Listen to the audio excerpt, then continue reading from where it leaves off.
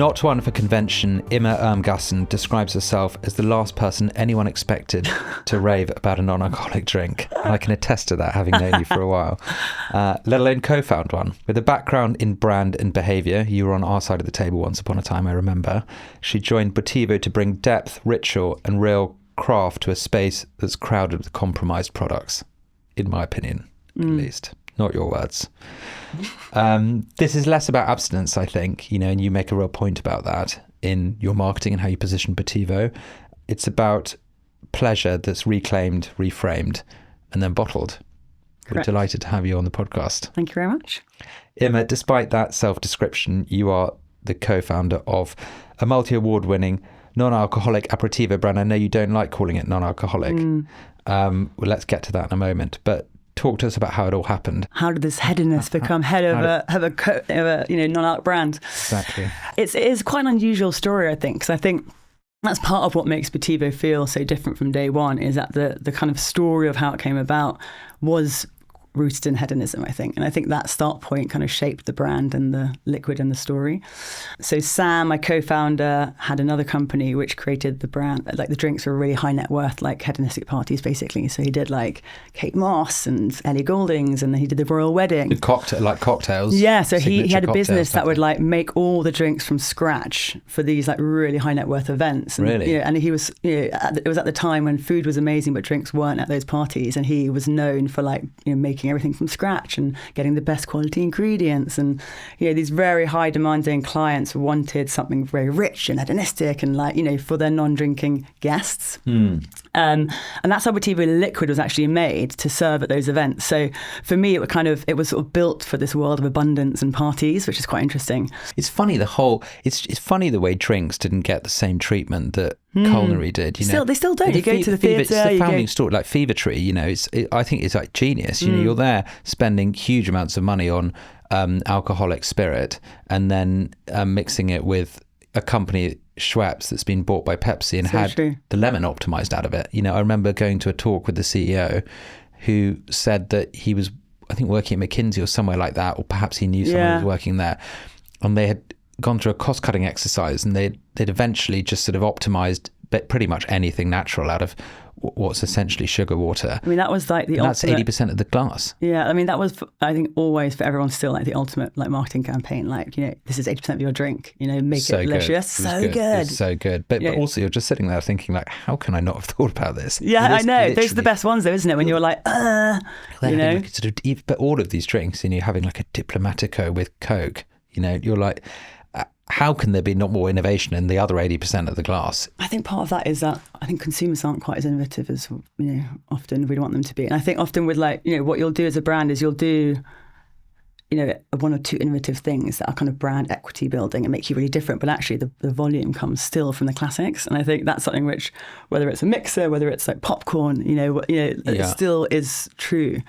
And it's one of the things we often think about, which is, we're building this big brand around Botivo, and I want it to be not a drinks brand, but like a cultural brand. I always wonder, like, actually, is there a world where in 10 years' time, our current product becomes like the discerning, different one, and actually it has to evolve, and there's actually a sort of massive volume driver flavour that comes out. I mean, I have no idea. It's not the plan right now, but, when you look at the way that businesses go, and you see, where volume comes from and where the energy is from a consumer point of view, it's not always where you expect.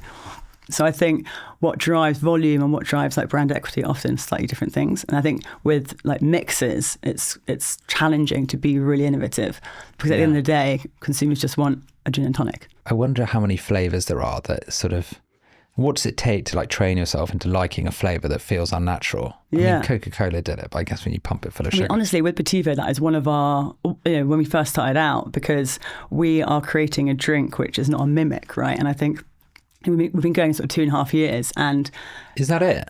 Yeah, as in like the rebrand was just over 2 years ago, and then I joined. It feels like you've been around forever. I joined 2 years, 8 months ago. So about that was when we were properly. But your branding is great. You stand out. Yeah, well, thanks. You stand out, and it's delicious. But it's also quite different, right? So I guess what I was trying to say was, that point around like training your brain is that I think often with Botivo, because it's not a mimic drink, and particularly when it launched, it was like deeply unusual. It takes almost like the second or third sip for your brain to be like, what is this? Because it's always trying to put it in boxes. And I think when it comes to like drinks innovation, it takes often a few sips for people to be like, oh my God, this is something really new. What is it? Where does it fit? Okay, it's delicious.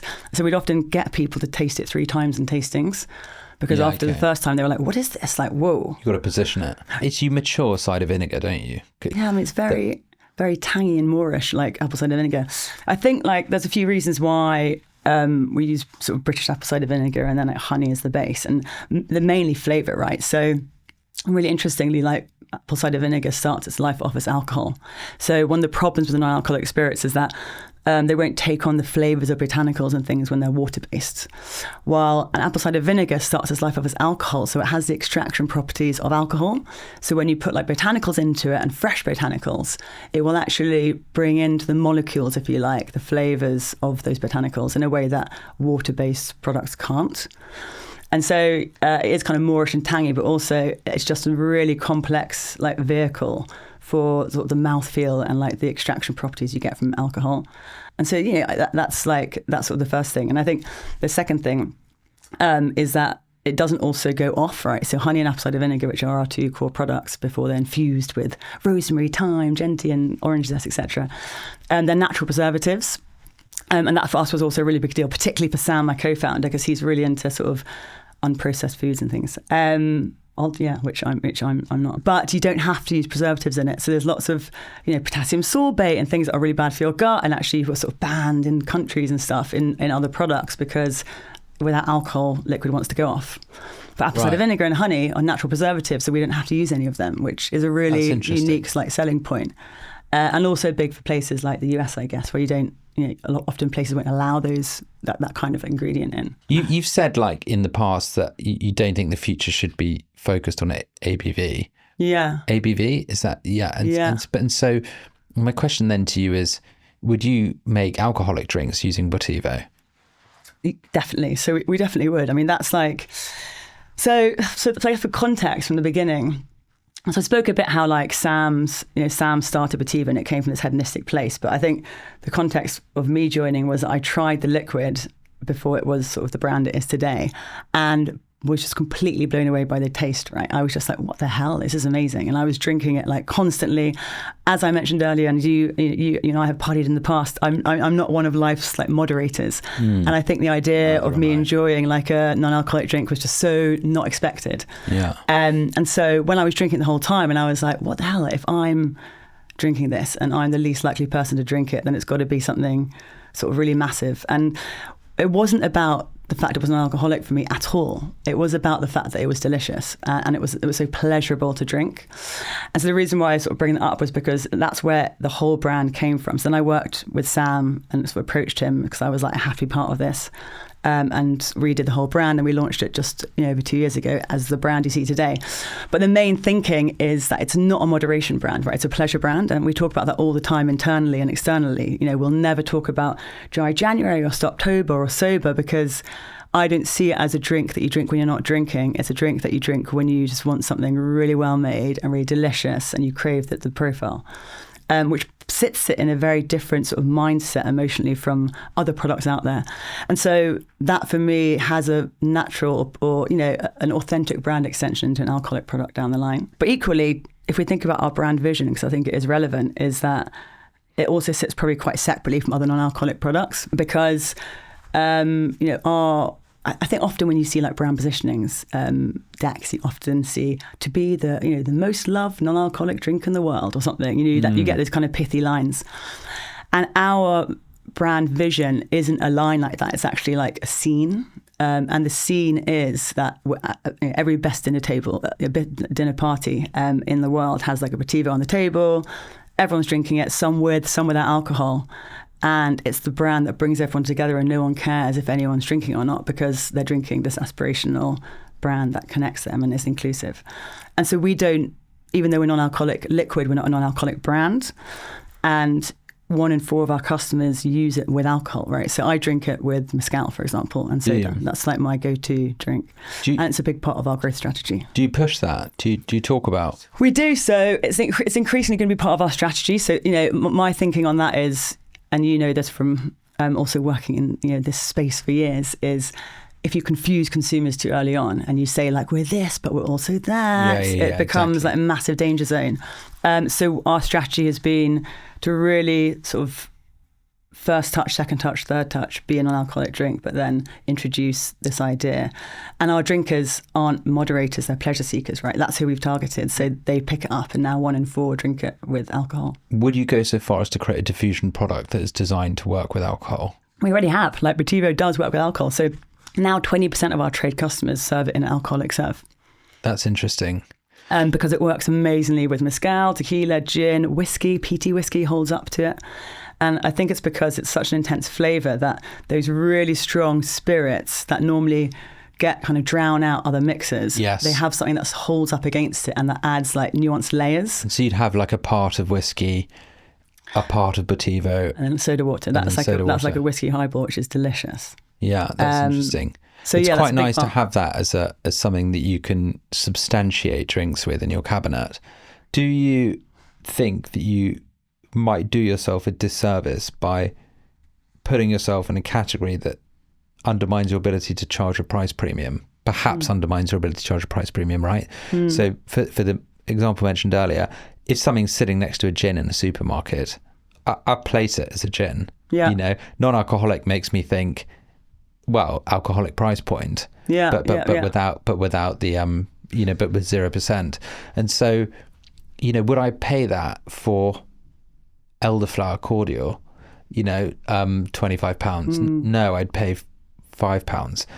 I actually use this in a course that I teach as an example of framing. Yeah. And so do you have to then work harder because of where you're putting yourself? Probably. I mean, but we do sit in the non-alcoholic category in the supermarket, for example. So we all sit alongside all those products in like Waitrose. We just launched an Ocado, will be there. And Majestic has got a same section. So like the way that retailers... And you're on Berry Brothers, aren't you? We are Berry Brothers. It's very cool. Yeah, we're now the best-selling non-alcoholic spirit in Majestic, Berry Brothers, Whole Foods, and second best-selling in Waitrose. So like it's like within that space, like, yes, like I see that point about like there's no reference points because we're creating a completely new category, a new product. But I think a few things happen. Like, I think first of all, if you look at all the data within those supermarkets at the moment, the momentum is actually behind the non-mimic products. And it's the products which are mimics which are really starting to slow in sales. So we're starting to see this change in consumer behavior where they just want a delicious drink which creates a moment and an occasion for them and which is kind of high quality and quite strong in flavour and kind of unique versus, like you said, something which was the dominant sort of drink, maybe even like 1 year or 2 years ago, but the tide is massively changing. And I think the key thing is to you're right, like, the premiumness, you need to fight harder for it, right? Like, but was something which from the beginning when I worked on the rebrand, and I sort of picked our illustrator and we kept the yellow wax from the previous bottle. All of it was based around not just the brand and this idea of like kind of hedonism that I wanted to put across. It was also about designing a product which created an occasion and a ritual. And I know that's something you guys talk about a lot. When it wasn't just the drink and the fact you make it with an orange and a soda, it was everything from the wax, unraveling that wax, at the moment, at the yellow hour, our kind of trademarked sort of a consumption occasion. It was unwaxing that. It was about, demarcating your day, slicing an orange, putting the ice in. And I think, particularly post-COVID, the challenge with a lot of people when they're working from home or is that structure's gone and they're kind of desperate for ways to be like, okay, this is now the time when I'm back from work and I'm easing into my evening and those moments have become more important than ever. Well, in the past, you had these very natural demarcations around work or structure or, whatever, and you didn't need it in the same way. And now people are looking for, I think, brands or products or, people or occasion, whatever it might be to create that kind of barrier or that sort of shift. But can you really tell people when to have a ceremonious moment, and does it work that way round, or what are the challenges you've come up against when telling rather than inserting yourself into moments, and how do you make that happen when you're trying to... I mean, I think one of the challenges with non-alcoholic drinks has always been, for me anyway, when I look at products and brands that have existed, when I was thinking about how to position Botivo was that I felt like the occasion's always been quite unclear. It's kind of like, oh, what to drink when you're not drinking, or like, you know, and it's sort of, and for me, like consumers need to have a clear moment or a vibe or a feeling in their mind. Yeah. And so that's why the yellow hour was so important. And we've gone like really, you know, we'll continue to go really big on that. You know, our brand is all about being yellow, obviously. And for me, like being really sticky is saying the same thing over and over again, right? It's sort of marketing 101. And that can be like saying the same color over and over again, or it could be saying the occasion. And you know, we have like, you know, tags, for example, on our bottles now, which say the yellow hour. Like this is to be drunk in the yellow hour. What is the yellow hour? What does it mean? The yellow hour is our play on sort of the golden hour. Okay. And it's this moment when you sort of clock off work and you ease into the next stage of your day. And that's, and sort of, you know, I think everyone has quite a emotive feeling when they think about like the golden hour and that time when you clock off work and the sun's out and you're chatting to your mates and you're going to the pub or you're having a dinner party or you're in the garden. And it's this very clear for me and sort of visceral sensory moment where like, it's like, and so we paint that picture a lot in our comms around like easing into the kind of fun part of your day or the kind of family part or the friends part in the yellow hour. And that's when Botivo is for. Alcohol is just such an interesting thing because basically we are just hit over the head from an early age with a sense of what drinking means, a rite of passage into adulthood. Yeah. You know, a freedom, sex, exactly, fun, everything, parties, exactly, connection, exactly, removing our inhibitions. You know what it means to connect with your, you know, the lads at the pub or the, you know, the lady, you know, whatever. It doesn't matter.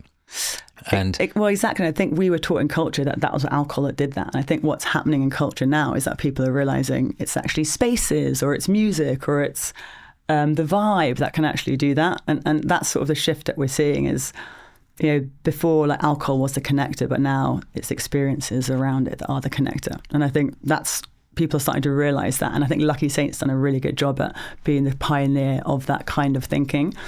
I think what always surprises me is that, you know, people talk all the time about Gen Z, you know, these guys, they're not drinking, et cetera, et cetera. And you know, that is obviously happening. But when we look at our data, for example, of who buys us, you know, like out and about, it's 30 to 40-year-olds. But in terms of direct consumer, it's like 70%, like 40 to 65. And actually the older part of the spectrum is probably like the ones that are buying more and drinking it more frequently. So for me, it's like, and I think, you know, other brands have had experiences similar to that in our space. And I think, you know, even though those older consumers are traditional and like a lot of them will be like, oh, I'm not going to drink an alcoholic drink. There are a huge number that are like, actually, I'm getting older. I don't want to be hungover. I just want to have a delicious drink with my friends, and the growth is actually coming from them, which I think always surprises people because obviously everyone thinks it's from younger people, and I think out and about it does. And I think, you know, we're launching cans. We just launched limited edition cans, and they sort of sold out very quickly.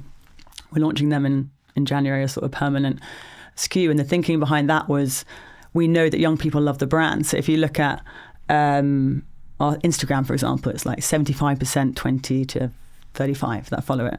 But the people who are buying us are like the opposite, like 75% 40 plus, right?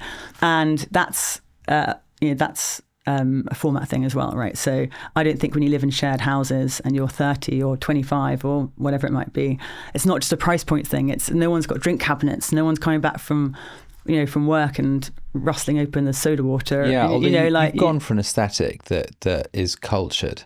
Feels cultured and feels like it's rooted in like a level of literature and artistry, and so it perhaps fills that space and appeals, you know, I don't know. I mean, with the older, yeah. I mean, I'm not saying that wouldn't appeal to everyone. But I think I'm interested in something you said a moment ago about the older, because I almost feel, you know, that, and I think there's not enough acknowledgement of what it might mean to have I don't know, like a non-alcoholic drink as your first drink, or like, you know, or to move on to non-alcoholic drinks after you've had a couple of alcoholic drinks, and actually to be a bit more measured.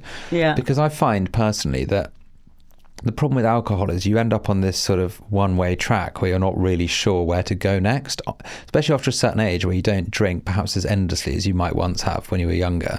You know, I often top out now, and then I'm not really sure where to go next, you know, and then you're in an environment where you're so coded into just thinking, right, okay, it's sort of, you know, you just go on to something a bit stronger, that before you know it, you know, you've had a pint, a couple of glasses of wine, and then you're having like a gin, and you know, you're having sort of a whiskey or something, you know, and because you're just following a well-trodden path, and you're not rewiring yourself into being like, well, I could start with a non-alcoholic beer, enjoy 2 glasses of wine, I think that's finish with a Botivo. That is definitely changing. Like, you know, this whole sort of zebra striping concept that is a word that comes up every day. Well, I don't know what that means. So zebra striping is this massive resurgence in people basically drinking one alcoholic drink, then switching to non-alcoholic one on nights out. So I think it's something like 30% That's a of great people strategy. are now zebra striping. And so it's in the industry, it's like recognized. It's a big growth area, right? Like the growth isn't coming from people that are stopping drinking completely. The growth is coming from those that are switching out, in and out. So the reason why, you know, restaurants are a massive focus for us. So we're now in, I think, 45 of the top 139 Michelin stars. And that interest has mainly come recently because they're realizing that for their bottom lines, like having like premium non-alcoholic offerings is super important because people are switching out every third drink for non-alcoholic drink, and they can, you know, give them a lime and soda and make 30p, or they can, you know, give them Botivo and soda and make, you know, 7 times that. So that's been a big driver of growth, I think, for us, particularly as a premium product. Because people want something nice and delicious in between other delicious things like wine and, you know, cocktails. Is there quite a supportive community and a bit of a sort of abundance mindset around this emerging category? Because it really is emerging, isn't it? You're giving meaning to people and actually replacing something unhealthy with something healthy and making it more about the social connection or the symbolism of a moment in time than it just being about being inebriated, which is, you know what, like it's so true, and it's not the reason why I went into it, but it's definitely a reason why I'm enjoying it so much. Like we get emails every day from people being like, you know, I mean, it's changed their life, and like, you know, they now can enjoy things again, and like people, you know, people put 150 bottle orders, you know, like to have in their, you know, in their cellar, and like the kind of emails you get are like, thank you so much, you've changed my life. That's interesting. Yeah. They'll keep it just like to have it in the house. But does it get better with age?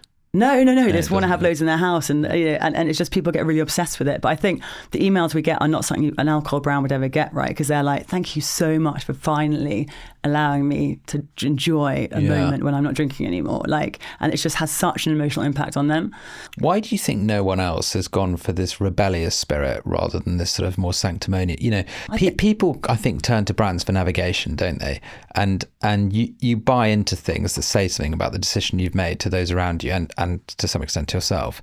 And it's like, you know, you positioned Botivo as almost the rebellion, the choice that still exists for hedonism, but without necessarily the crutch or lubricant that is alcohol. I mean, I kind of have, I suspect I know probably exactly how it often happened. And I think it's from having a background in brand building. I think the insight's probably been people are looking to moderate and cut back, and so we need to create a moderation brand to meet their need. That's probably what happened. Yeah. And actually for me it was the opposite. Like my thinking behind when I created the brand was, we live in this world which is like so shit. Like there's literally wars on every corner, no one can afford to buy houses, like, you know, everyone's having quite an overwhelmingly bad time.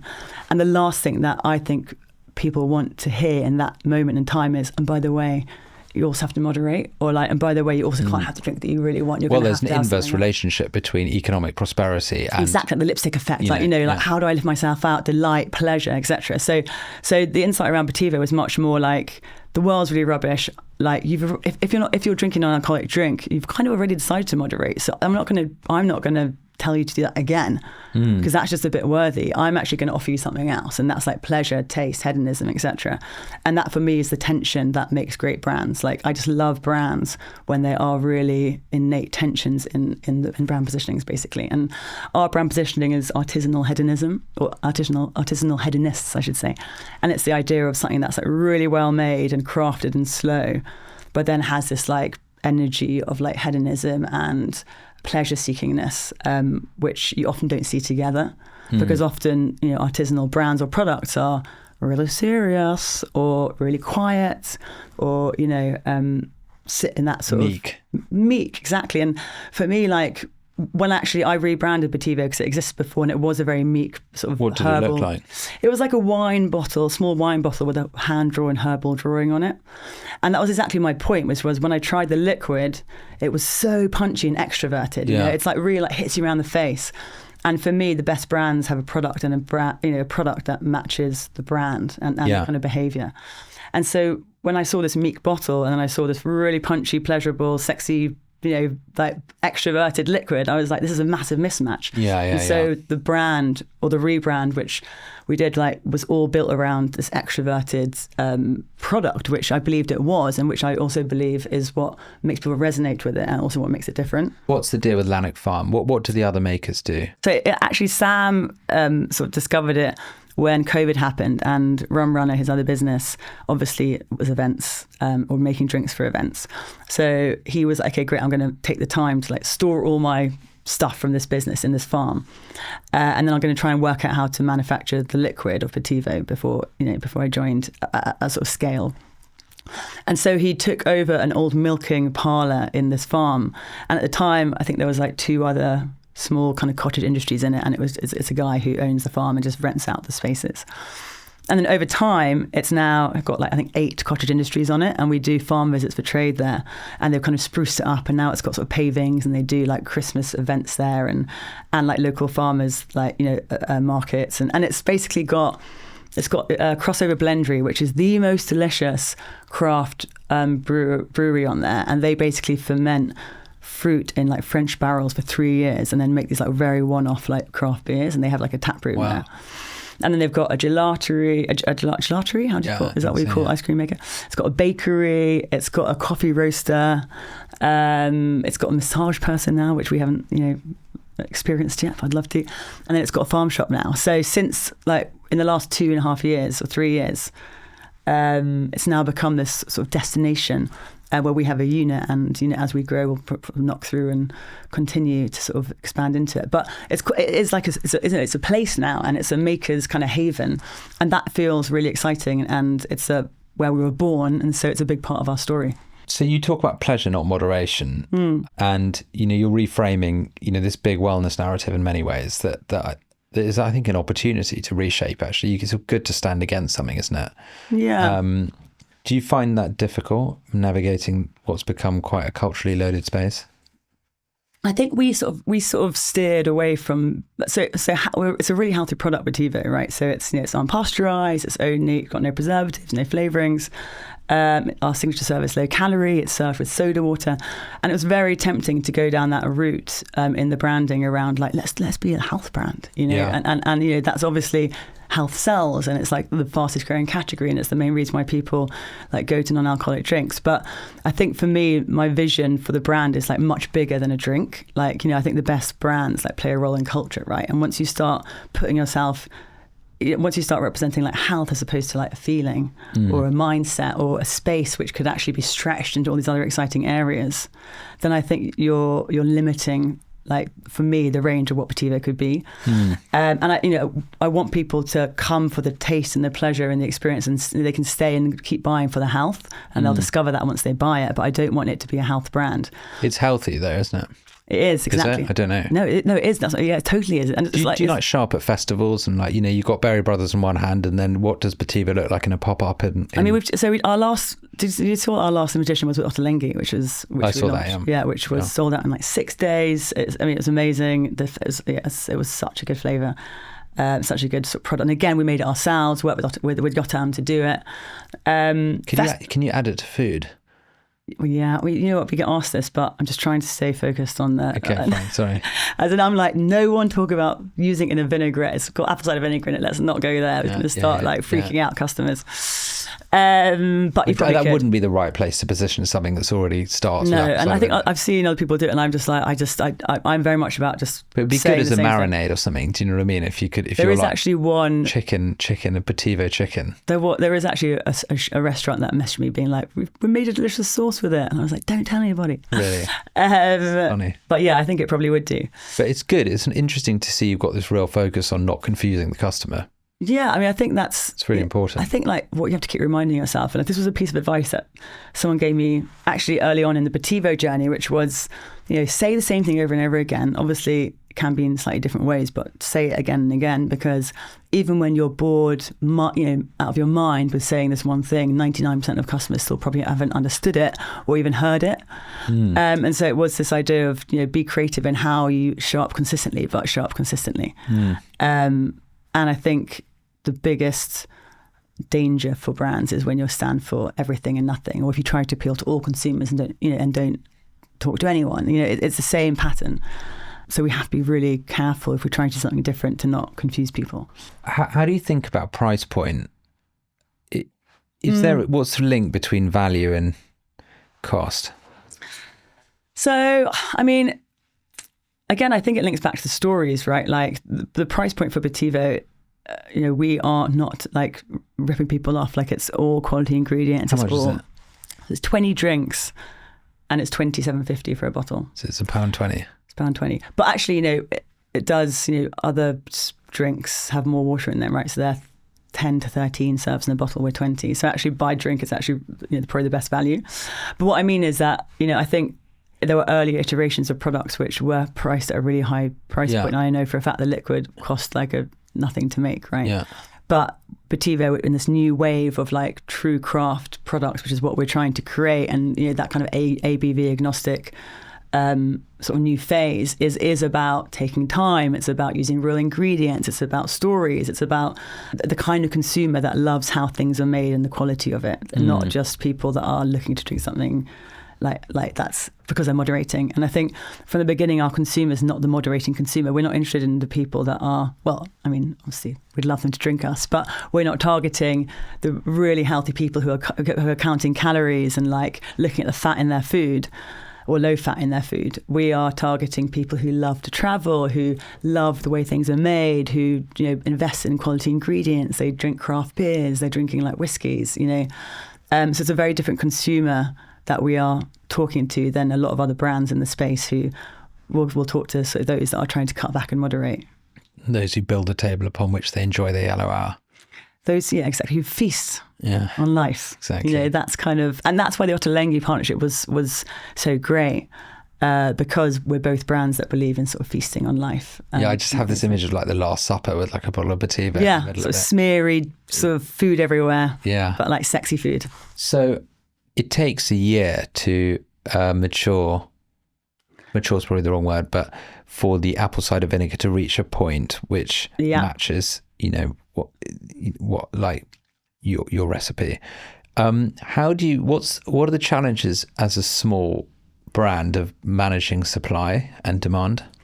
Yeah, so that's fine because we have a sort of it's all made from like British orchards. We have a supply chain we buy, and then it gets aged basically. Okay, but you age it, or it gets aged for you? No, we've like partnered with someone that will age it with us, okay. And then our process takes I think 2 months afterwards. So we'll sort of age it, and the reason for that is it softens the acidity. And if you try to drink like a normal vinegar, obviously you can't drink that. So your brand sort of reframes this sort of slow sipping botanical to big sipping botanical aperitivo, which signals something different.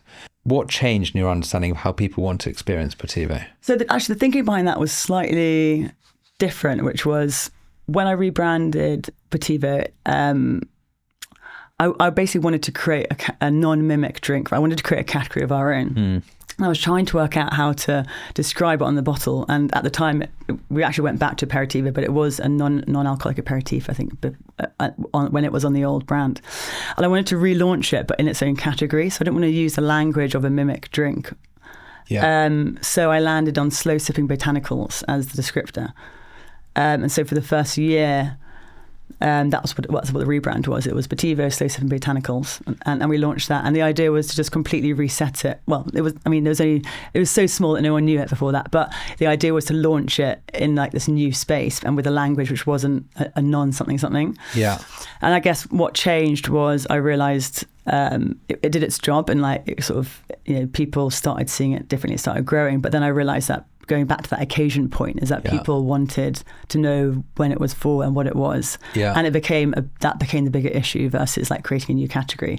And so it was a nice like entry point. And then I was like, okay, we're going to change it, but we also want it to reflect the brand. And because the brand is extroverted and pleasurable and hedonistic, slow sipping also felt out of sync with that. So then it became big sipping. Okay. But that was sort of the kind of thoughts behind it and the different stages.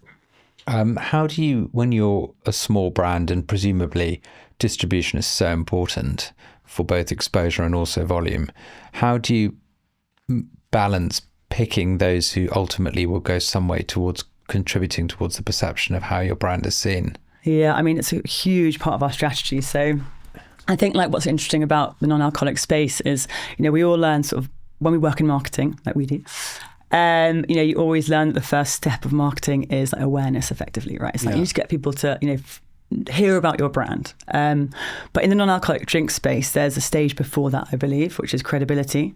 And so it comes even before like awareness. And that's what I focused on for the first year, right? So we launched at a time when there was lots of cynicism around the category. Lots of people had been burnt from products that weren't there in the past. And so when it came to like nice restaurants or trade or food critics or drinks writers, so many were so cynical about the category that and also consumers, obviously, ultimately. So the whole first year was about getting the product into the hands of tastemakers or curators who people trusted to be like, this is different. This is actually a really delicious, high quality product. So we got it into like Grace Dent, Alice Lachelle from the FT, Jimmy Van Ware, all these food critics got it into their hands. They all loved it. And we'd take their quotes and we'd amplify those quotes and use them to get listings. And the same thing for restaurants, right? So we very much targeted like the prestige restaurants that everyone trusted. So it was like River Cafe, Mountain, like, we're now in 45 of the top 100, I think I mentioned, 38 Michelin stars. But that was very much a strategy because these kind of places are not only more innovative in that they'll take on new and exciting independent brands, but they're also like a stamp of like, this is delicious. If I serve this, and not just if one place does or two places do, if 30 of them do, then they can't all be wrong. And that not only gave consumers confidence, but it also gave other restaurants confidence because everyone wants the other restaurants to experiment for them. Yeah, I guess it gets the flywheel going, doesn't it? Exactly. There's a tipping point and everyone realises, okay, I'll give it a go.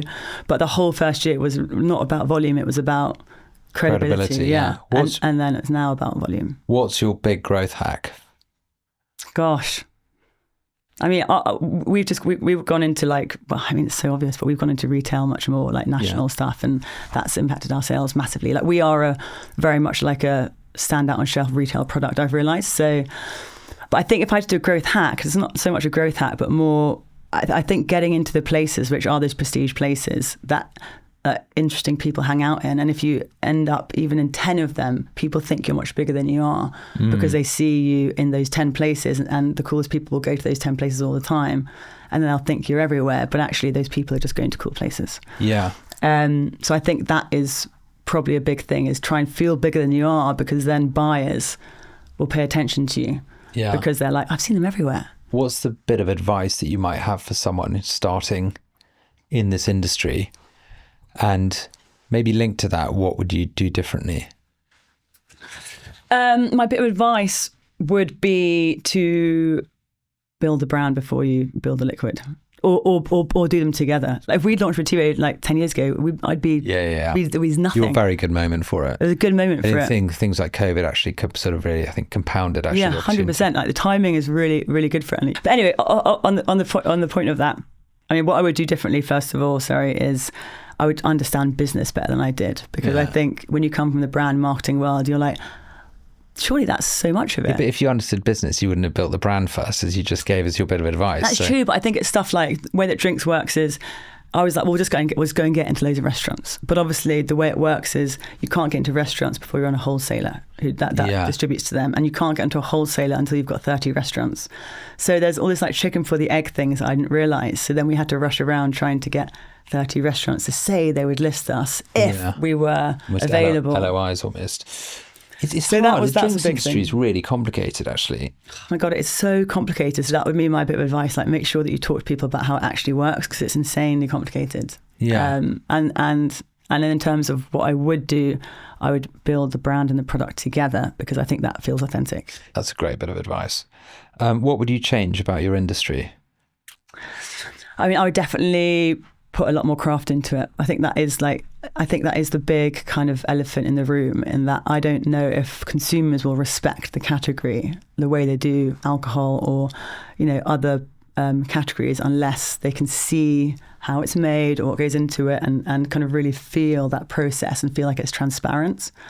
So I'd love to see a lot more transparency. And it doesn't even have to be craft. I mean, that would be the ideal, but just a lot more like, this is what goes into it, and like this is why it costs this, and and just to open it up and show people, because I think that's such a big cynical it's difficult area. Because alcohol's got hundreds of years of myth building, and a lot of it is just the stories we like to believe, and actually alcohol's often really cheap to make, but because we have this value system where we place value on alcohol, that's not questioned, but the reality is it's like our product is more expensive to make than a lot of alcohol. Is it?